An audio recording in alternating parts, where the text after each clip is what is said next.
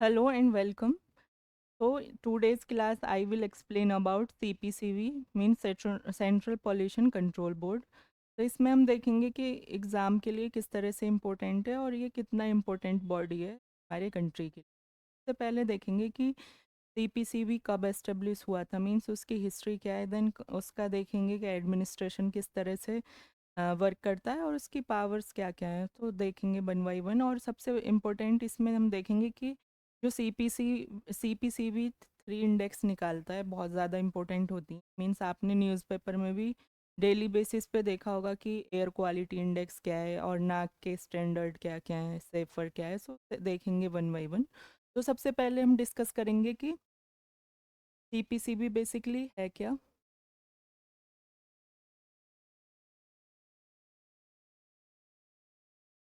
CPCB एक statutory body organisation है और किस एक्ट के मीन्स कब एस्टेब्लिश हुआ था, 1974। किसके थ्रू? 1974 में वाटर एक्ट आया था, उसके थ्रू एस्टेब्लिश हुआ था सीपीसी। एंड अब इसकी क्वालिटी क्या क्या है कि ये किस तरह से वर्क करता है। एक टेक्निकल विंग की तरह वर्क करता है। किसके लिए? Ministry of forest, environment and climate change के लिए। देन इसको चेयर कौन करता है? कोई भी जो ऑफिसर होता है जनरली, एक वो क्या होता है, आईएएस ऑफिसर होता है। और इस चेयरपर्सन को इसको अपॉइंट कौन करता है? तो कौन करता है? Appointment committee of the cabinet. तो यहाँ तक देखा कि स्टैचुरी बॉडी है सीपीसीबी। और कब एस्टेब्लिश हुई थी? 1974 में वाटर एक्ट के थ्रू।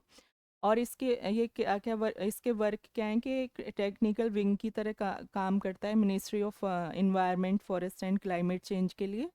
देन हमने देखा कि इसका जो चेयरपर्सन जनरली एक आईएएस ऑफिसर होता है और उसको अपॉइंट कौन करते हैं? Cabinet committee. देन इसके देखते हैं कि और क्या क्या फीचर हैं इस पर्टिकुलर एक्ट के, मीन्स बॉडी के। अभी हमने डिस्कस किया था कि वाटर एक्ट के थ्रू एस्टेब्लिश हुआ था, बट जब एयर एक्ट आया था 1981 में तो इसको और ज़्यादा पावर मिली थी। मींस बेसिकली जो सीपीसीबी किसको लेके वर्क करता है? एयर को, वाटर को। और मींस अर्बन एरिया में आपको ये देख अर्बन एरिया पे इसका वर्क आपको देखने को मिलेगा। और इसके बहुत ज़्यादा सपोर्ट जो इसके साथ सबॉर्डिनेट जो ऑर्गेनाइजेशन है वो स्टेट सीपीसीबी होते हैं। मींस हर स्टेट में एक सेंटर में सीपीसीबी। देन एक जितने भी हमारे स्टेट हैं उनमें क्या होगा कि स्टेट सीपीसीबी होगा। और ये सारे कोलाबरेट करके एक वर्क करते हैं किसको लेके? एयर और वाटर को लेके। देन हमने देखा कि ये एस्टेब्लिश वाटर एक्ट के थ्रू हुआ था, बट 1981 में क्या है कि और पावर मिली थी किससे रिलेटेड?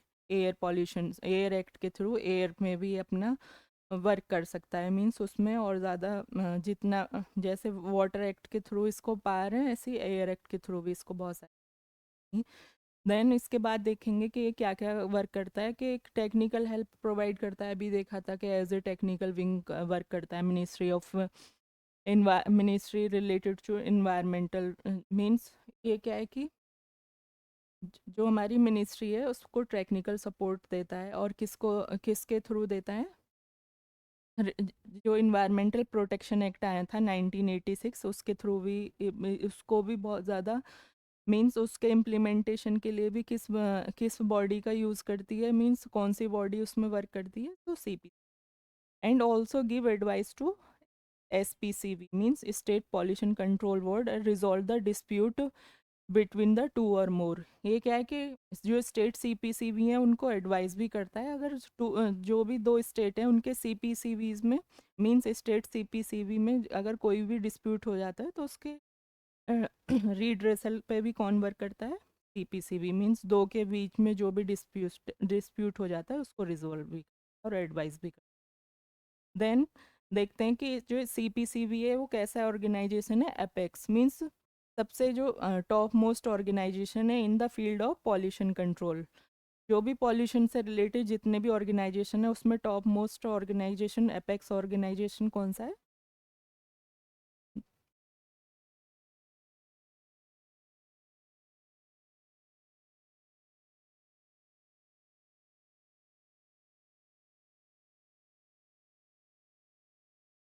इसके बाद देखेंगे इसके फंक्शंस क्या है। कि एडवाइस करता है सेंटर और स्टेट गवर्नमेंट को on the matter of related prevention, improvement, control of air and water pollution है। जैसे हमने ऑलरेडी डिस्कस किया था कि वाटर एक्ट क्या थ्रू आया था, बट एयर एक्ट से भी इसको पावर मिली थी। तो इसमें क्या है कि किसको सजेस्ट करता है, सेंटर और स्टेट गवर्नमेंट पे को करता है, किससे रिलेटेड पॉल्यूशन होता है जब एयर और वाटर।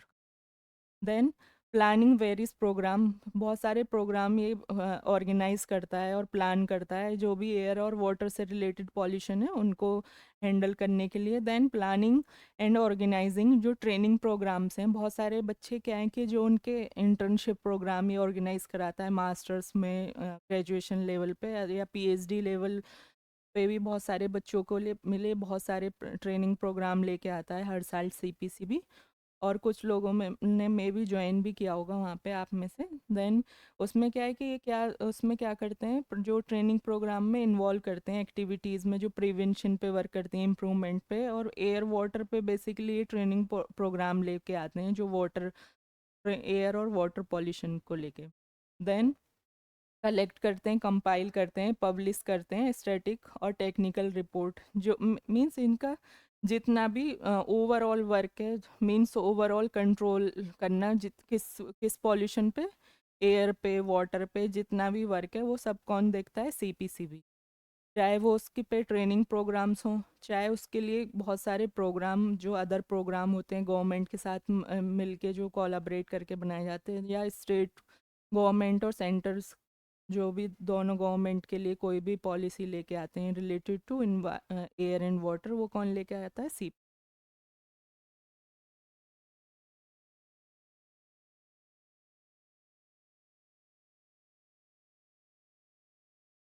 यहाँ तक हमने देखा कि बेसिकली सीपीसीबी क्या है और उसके वर्क क्या हैं और कौन चेयर करता है और क्या क्या उसके वर्क हैं। अब यहाँ देखेंगे कि उसके अंडर कौन कौन से जो 3 रिपोर्ट्स निकालता है। तो सबसे पहले ये आपने बहुत ज़्यादा देखा होगा न्यूज़पेपर में, ये वाले हम 3 देखेंगे कि एयर क्वालिटी इंडेक्स और नैक के स्टैंडर्ड सेफर, ये 3 रिपोर्ट है। बट ये प्रोग्राम कौन सा है, national air quality monitoring programme. इसको कौन और कौन एग्जीक्यूट करता है नेशन वाइड, एपीसीबी। और इसमें क्या है कि एम्बियंट एयर मॉनिटरिंग प्रोग्राम होता है और इसको एनएएमपी इसका शॉर्ट फॉर्म है। और इसमें क्या क्या ऑब्जेक्टिव्स हैं, to monitor the trends of air quality, means air quality का ट्रेंड देखना कि किस तरह से क्या ट्रेंड है, कितना पॉल्यूशन, कितना नहीं है, कितना है, वो सब देखते हैं, means kind of a data collection. Then इसके बाद डिटरमाइन करते हैं उसके स्टैंडर्ड्स को, मीन्स ये देखते हैं कि इन्होंने जो एयर किसी भी पर्टिकुलर एरिया में, मीन्स इंडस्ट्री वाला एरिया है तो उसमें वायलेशन हो रहा है स्टैंडर्ड्स का या नहीं। मीन्स किसी फैक्ट्री ने अपने स्टैंडर्ड्स जो उसको एक परमिसेबल स्टैंडर्ड है उससे अगर ज़्यादा एक्सेस एमिशन किया है तो उसको लेके ये क्या करते हैं, उसको एक तरह से ऑब्जर्व करते हैं। सबसे पहले एयर का ट्रेंड देखेंगे, देन स्टैंडर्ड का वॉलेशन हुआ है या नहीं ये चेक करेंगे, देन क्या करेंगे, प्रिवेंटिव एंड करेक्टिव मेजर्स ये प्रोवाइड करते हैं इस प्रोग्राम के थ्रू। और ये कौन प्रोग्राम को कौन इसको एग्जीक्यूट करता है, सी। इसके बाद देखेंगे कि इसमें बेसिकली जो नेशनल एयर मॉनिटरिंग प्रोग्राम में कौन कौन से पॉल्यूटेंट्स को हम देखते हैं। तो उसमें क्या है कि जो मेन क्या है कि सल्फर डाइऑक्साइड्स हो गए, then oxide of nitrogen such as NO2, then particulate matter PM10।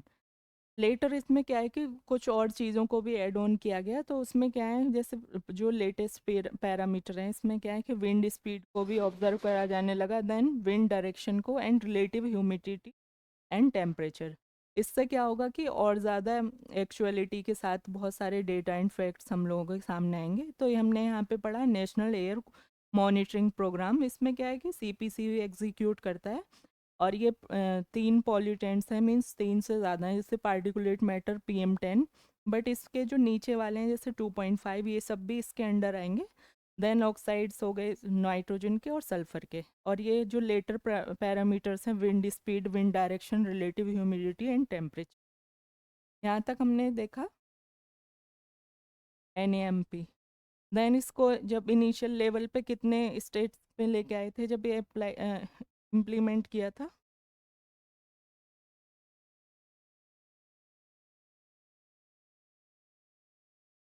29 state 4 UTs, जब उस टाइम पे इतने ही थे। अभी थोड़ा क्या है कि 28:8 का रेशियो हो गया है। देन उसमें 57 सिटीज़ को इन्होंने इंक्लूड किया था, और 86 real time air quality monitoring station इन्होंने एस्टेब्लिश किए, और 691 मैनुअल ऑपरेटिंग स्टेशन एस्टेब्लिश किए थे। और और इन्होंने कितने सिटी टाउन्स को कवर किया था? 303। देन ये यहाँ पे आप देखेंगे कि air quality, national air quality index, ये आपने most of the time news में देखा होगा। द हिंदू में तो आपको बहुत ज़्यादा, मीन्स कभी कभी नहीं आता, मोस्टली आपने रोज़ाना के आता है जब पॉल्यूशन पीक पे होता है। तो इसमें क्या है कि बेसिकली जो एयर क्वालिटी की इंडेक्स क्या है कि नंबर होता है। मीन्स नंबर कैसे होता है कि एक नंबर से हम आइडिया लगाते हैं कि एयर क्वालिटी कैसी है। तो इसमें क्या है कि कैटेगराइज किया गया है। तो अभी नेक्स्ट स्लाइड में हम देखेंगे किस तरह से कैटेगराइज किया है। तो इसके अलावा और क्या फैक्ट्स हैं कि सबसे पहले देखेंगे कि क्या है, it is a number which tells the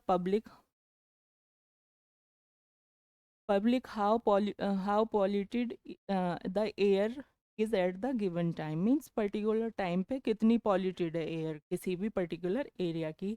और इसको किसके अंडर लेके आए थे? स्वच्छ भारत अभियान के अंडर लेके आए थे।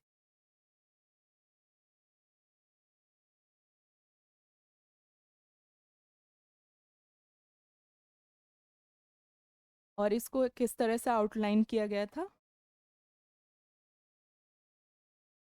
One number, one colour and one description for the common man to जज द एयर क्वालिटी। अब क्या है कि कॉमन मैन को उतना ज़्यादा, जिस तरह से क्या होगा, बहुत सारे मॉनिटरिंग इक्विपमेंट होते हैं, उनको नॉर्मल जो पीपल होते हैं नहीं अंडरस्टैंड कर सकते। तो इसमें क्या है कि कलर से इंडिकेट किया गया है कि one number, one colour and one description.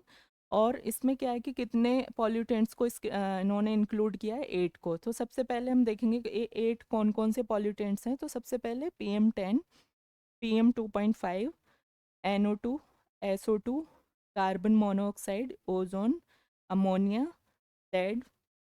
तो ये कितने पॉल्यूटेंट्स हैं? 8। और इसमें कितनी कैटेगरी हैं? 6। अब वो कैटेगरी क्या है? ये इस कैटेगरी है, और यही वो स्टैंडर्ड्स हैं। मींस आउटलाइन जो दी गई थी, one number, one colour and one description. तो ये 8 पॉल्यूटेंट्स के बेस पे कितनी कैटेगरी है? 6। 1 2 3 4 5 6। अब इसमें हम देखेंगे कि ये कैसे समझेंगे, मीन्स जो नॉर्मल पीपल इसको कैसे अंडरस्टैंड करेंगे। अगर एयर क्वालिटी इंडेक्स क्या है, 0 to 50 है, तो ये कैटेगरी कैसे होगी? गुड।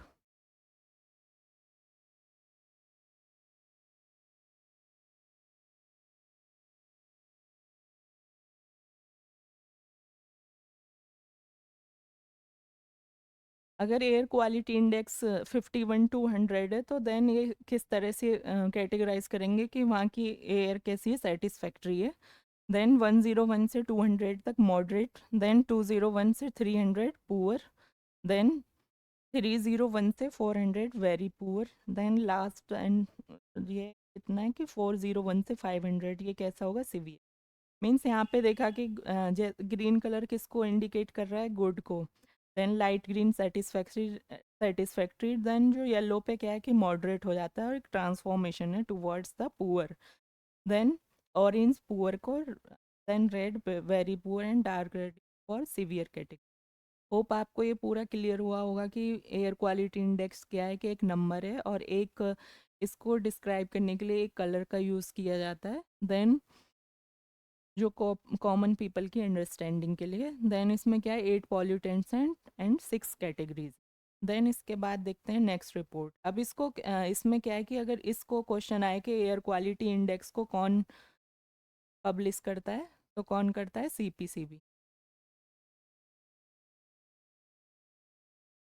इसके बाद सेकंड जो मेन प्रोग्राम है या रिपोर्ट है, वो क्या है कि national ambient air quality standards. Means इसमें क्या है कि जो हमारे पॉल्यूटेंट्स, हमारे एयर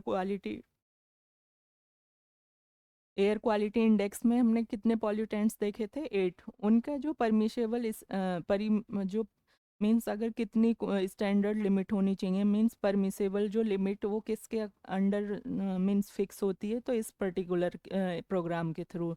ये कौन सा प्रोग्राम है? National air quality, national ambient air quality index standards. तो ये सीपीसीबी ने कब, मीन्स इसका क्या है? For the effective management of ambient air quality and to reduce the damaging effect of air pollution, development of national ambient air quality standards is a prerequisites. Means इसमें क्या है कि जो भी हमने ऑलरेडी डिस्कस किया कि जो पॉल्यूटेंट्स एयर क्वालिटी इंडेक्स के अंडर थे उनकी परमिसेबल लिमिट किसके अकॉर्डिंग फिक्स होती है? इस प्रोग्राम के थ्रू। और इससे क्या है कि जो डैमेजिंग इफेक्ट हैं वो किसी भी एरिया के पॉल्यूशंस के थ्रू, तो वो क्या है कि उसको हम रिड्यूस कर सकते हैं। और इसके बाद देखेंगे कि जो इसमें इसको कब एस्टेब्लिश किया था, कब अडॉप्ट किया था? तो नवंबर 11 1982 में इसको एस्टेब्लिश किया था। किसके थ्रू? एयर एक्ट के थ्रू 1981 में। जो 1981 का एयर एक्ट है उसमें इसको इम्प्लीमेंट करने की बात की हुई थी, और फाइनली कभी कम हमने अडॉप्ट किया था 9 नवंबर 11 1982। एंड इसके बाद इसको 2 बार रिवाइज भी किया है सीपीसीबी ने। कब कब? 1994 में, देन 2009 में। देन इसके बाद देखेंगे कि इसको किस तरह से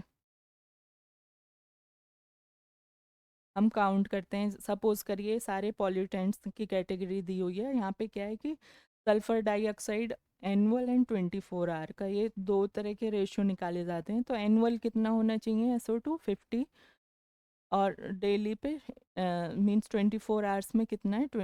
अराउंड 80 होना चाहिए। और ये क्या है कि इंडस्ट्रियल एरिया और इकोलॉजिकल सेंसिटिव जोन्स जो हैं उनके लिए अलग अलग होता है। तो इसमें हम देख ये इतना डीप जाने की ज़रूरत नहीं है, बट हमने देखा कि किस तरह से काउंट करते हैं कि ये इंडस्ट्रियल एरिया और इनके लिए अलग अलग होता है कि नहीं होता, कि यस हो। देन इसके बाद देखेंगे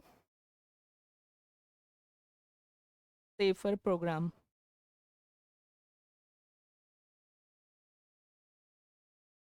बेसिकली सेफर क्या है? एक सिस्टम फॉर